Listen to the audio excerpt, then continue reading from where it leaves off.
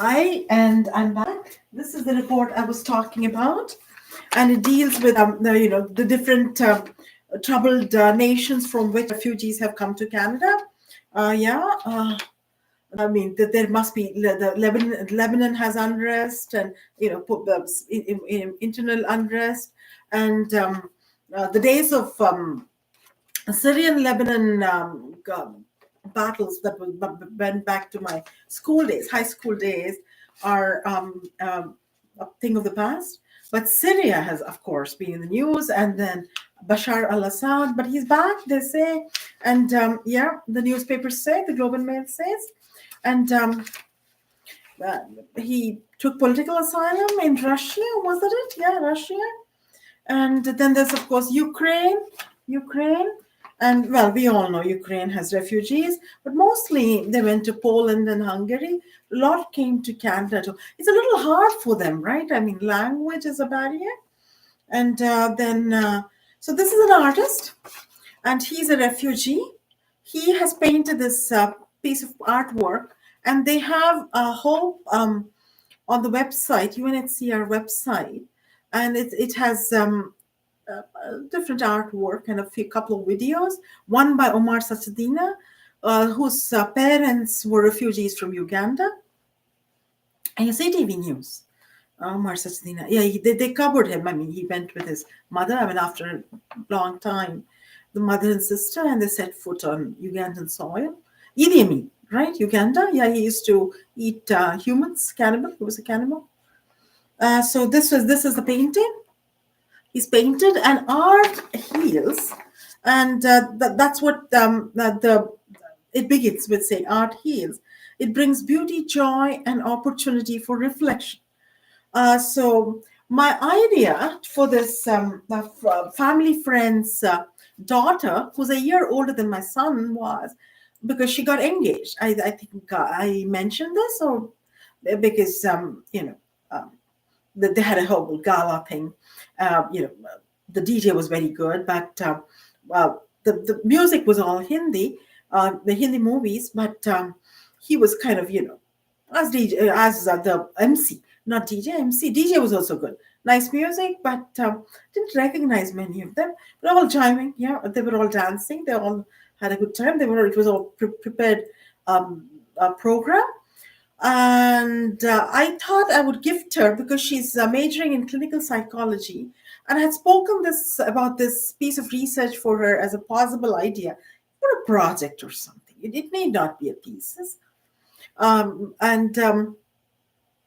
in a luncheon, which her husband treated us to in a South Indian restaurant, but I'm not kind of sure about this because you know, I get sort of feedback from friendly sources related, but I cannot put my finger on this. Or there would be mayhem at home, yeah, from my husband, yeah, absolute mayhem.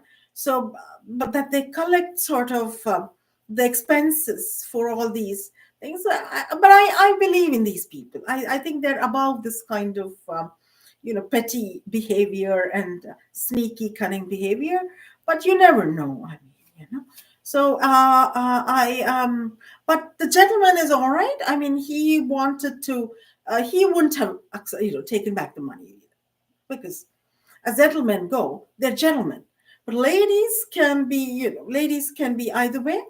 But I as I say, I choose to believe in the good. All right.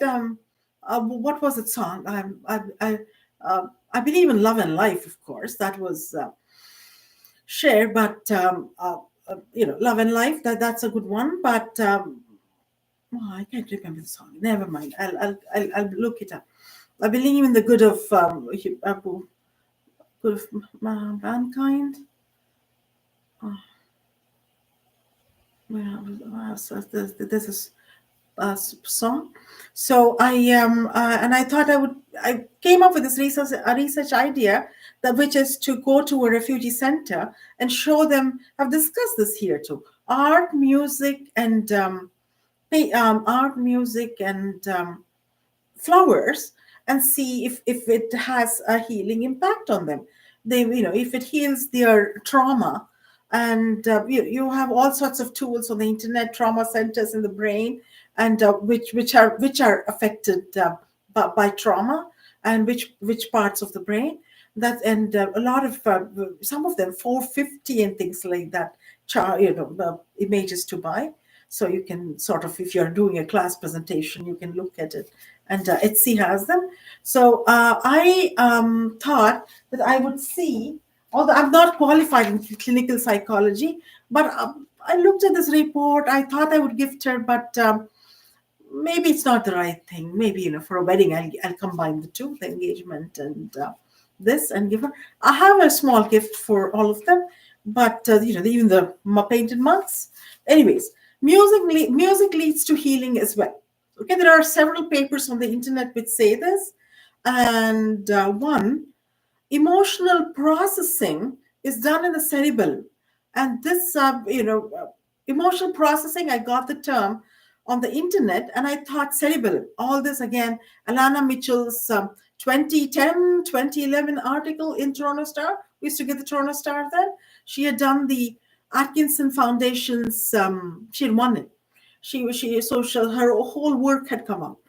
And then two, the amygdala, as the Mayfield Clinic website said, is responsible for emotional reactions.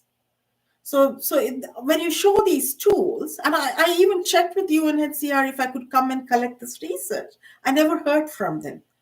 Anyway, so coming back to my discussion, so these refugees could weep or smile on being shown these tools, and I would be throwing cookies with these also, or just listen intently. If they're been in Canada for some time. And four, how does healing happen?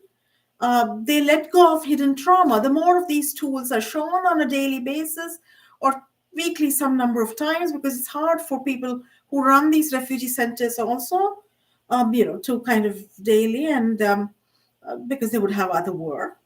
Or they could let go of hidden trauma, or they could become happy. They're smiling, and so serotonin levels increase because they're smiling, and other forms of emotional processing, or a letting go of the past, memories of the past. The hippocampus starts to act and brings in memories of the past, so they could start remembering.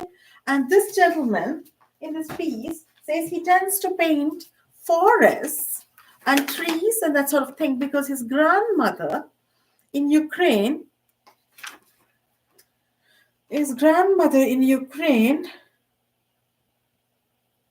some of your work deeply explores the theme of displacement.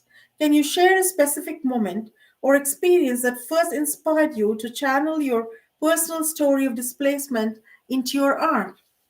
One of the most defining moments of my life was having to leave my grandmother alone in the countryside due to the violence of war. She faced immense economic and health challenges, and that marked me deeply. My spirit somehow remains in that rural landscape, and I think that's why I often paint forest and pastoral scenes. They're my way of staying connected to the place and to her. So you see, so the different forms of emotional processing, emotional reactions, and that sort of put into fit into a nice analytical nutshell there, a pattern there. So if you're turning in a project, mention this YouTube video and reason it out with more, I don't know, your research from the library. There are several papers on the internet, or you like me, you could try your luck with UNHCR. All right. I'm a donor, though. I'm a donor.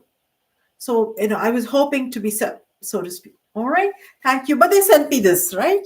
Anyways, thank you. Signing off. Gayatri B. Sitaram.